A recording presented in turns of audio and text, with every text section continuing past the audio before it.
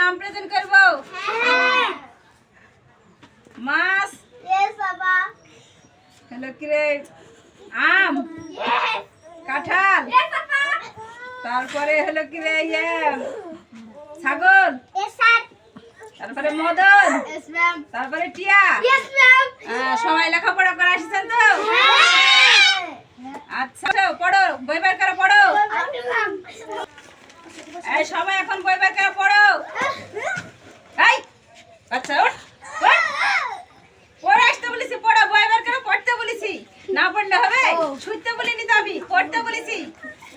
আবার শুতে রে, দেই রে। এই ওঠ, ওঠ। না রে, হলো না রে, খবর পাস আজকে। আরেক বলেছি যে বই বের করে সবাই পারবে না। পড়ে। কি করব?